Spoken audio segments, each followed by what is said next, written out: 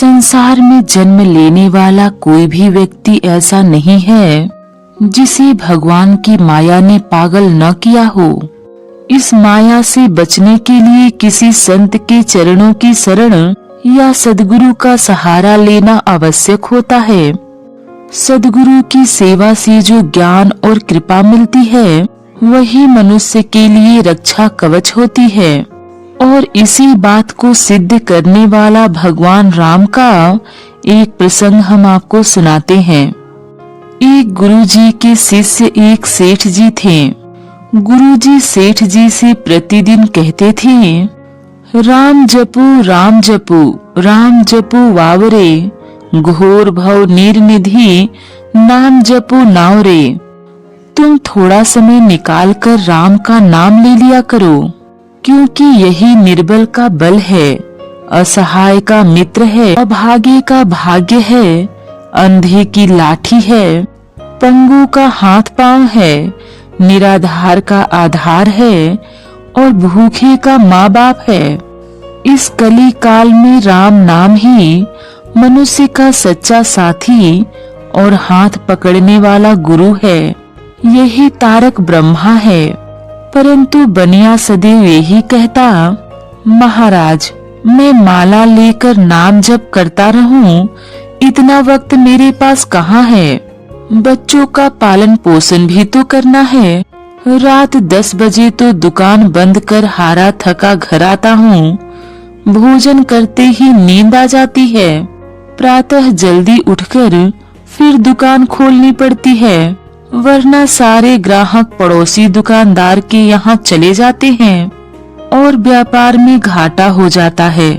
इसलिए राम नाम लेने के लिए समय ही नहीं मिलता है। फिर भी गुरुजी बहुत समझाते, पर सेठ जी हर बार कुछ न कुछ बहाना बनाकर आनाकानी कर देते। एक दिन गुरुजी के सामने सेठ जी के मुंह से निकल गया, महाराज सुबह दैनिक कर्म के लिए 15-20 मिनट को घर से बाहर जाता हूँ। बस केवल एक वही समय मुझे मिलता है। यह सुनकर गुरुजी प्रसन्न हो गए और बोले, बस उसी समय राम का नाम ले लिया करो। भगवान का नाम तो मंगल करने वाला है, जैसे भी बने लेना चाहिए। भाई कुभाई अनख अलसहु, नाम जपत मंगल दिसि दसहु। अच्छे भाव से, बुरे भाव से, क्रोध से या आलस्य से, किसी तरह से भी नाम जपने से 10 दिशाओं में कल्याण होता है। सेठ जी ने गुरु को वचन दे दिया कि बस उसी समय में राम नाम ले लिया करूंगा। गुरु को दिए वचनानुसार सेठ जी दैनिक कर्म के समय जोर जोर से नाम लेने लगे। ऐसा 2-3 वर्ष तक लगातार चलता रहा। एक दिन सेठ जी प्रातःकाल अपने इसी दिनचर्या में लगे थे। संयोग से हनुमान जी वहां से निकले।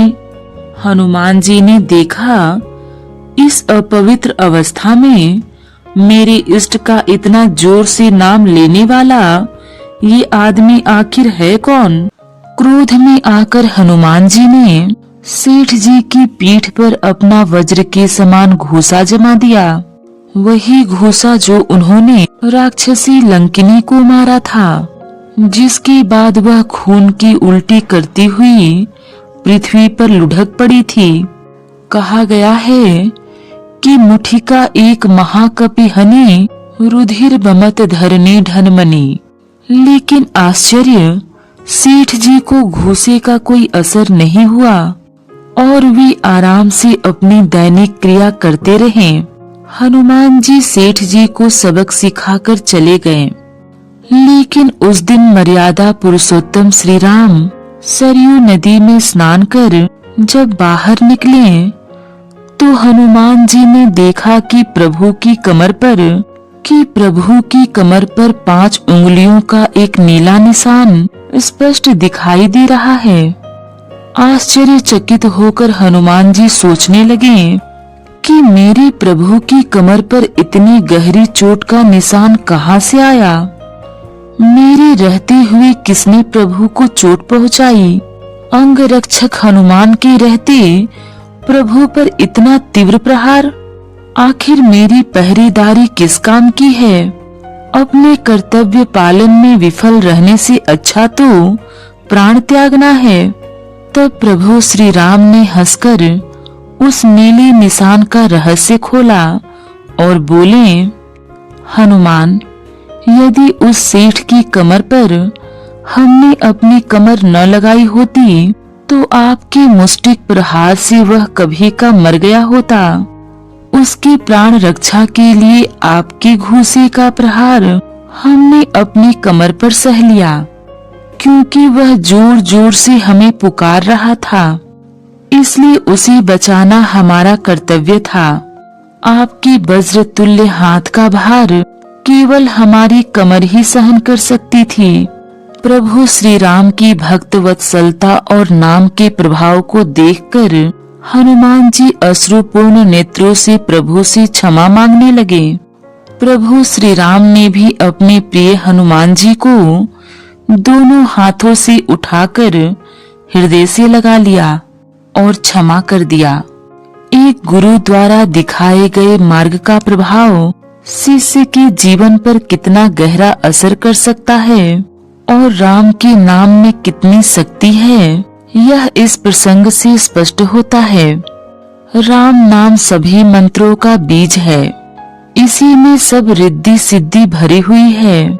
विश्वास न हो तो रात दिन जप करके देख लीजिए, सब काम हो जाएंगे, कोई काम बाकी नहीं रहेगा। तुलसी अपने राम को रिज भजो या खीज, भौम पड़ा जामे सभी उल्टो सीधो बीज। तुलसीदास जी राम की महिमा बतलाते हुए कहते हैं कि राम का नाम चाहे मजबूरी में लिया जाए या प्रसन्न मन से, वह अपना प्रभाव दिखाता ही है। जिस प्रकार भूमि में बीज चाहे सीधे बोए जाएं या उल्टे, अंकुर तो निकलेगा ही। अनेक बार बाहर से सुखी और समृद्ध लगने वाले लोग अंदर से अशांति की आग में जल रहे होते हैं। जैसे रावण के पास अकूत धन वैभव और अपरिमित शक्ति थी, किंतु उसमें तमोगुण की अधिकता के कारण काम, क्रोध और अहंकार कूट कूट कर भरा था। इस कारण उसके जीवन में सच्चे सुख का अभाव था। गोस्वामी तुलसीदास जी ने श्री रामचरितमानस में मानस रोगों की चर्चा करते हुए कहा है कि संसार काम, क्रोध, मद, मोह, लोभ आदि अनेक मानस रोगों से ग्रस्त है।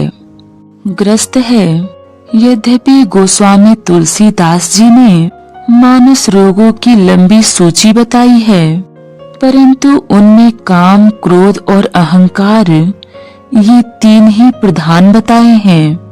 रावण अनियंत्रित काम, अनियंत्रित क्रोध, अनियंत्रित लोभ और साथ में अहंकार जैसे मानव रोगों से पीड़ित था और यही उसके विनाश के कारण भी बने। जब एक व्याधि ही मनुष्य के जीवन का अंत कर सकती है, तो भला इतनी सारी मानसिक व्याधियां व्यक्ति को कितनी घोर यातनाएं देती होंगी। भगवान श्री राम ने माता सीता का पता लगाने के लिए हनुमान जी को लंका भेजा, किंतु इसका गूढ़ कारण रावण के मानस रोगों की चिकित्सा करना था। रावण अपने मानस रोगों से स्वयं तो दुखी था ही, उससे वह मानव जाति को भी दुखी कर रहा था। भगवान प्रभु श्री राम चाहते थे कि यदि सद्गुरु वैद्य हनुमान जी के समझाने से रावण मानसिक रूप से स्वस्थ हो जाएगा, तो समाज भी स्वस्थ हो जाएगा और प्रजा के दुख भी समाप्त हो जाएंगे और रावण का वध भी नहीं करना पड़ेगा। साथ ही युद्ध के कारण प्रजा की जो हानि होगी वह भी बच जाएगी।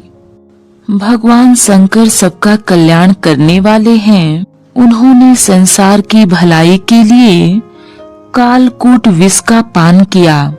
अतः भगवान श्री राम ने रावण के मानस रोगों को दूर कर अतः भगवान श्री राम ने रावण के मानस रोगों को दूर कर प्रजा को सुखी करने का जिम्मा भगवान शंकर के अंशावतार हनुमान जी को दिया।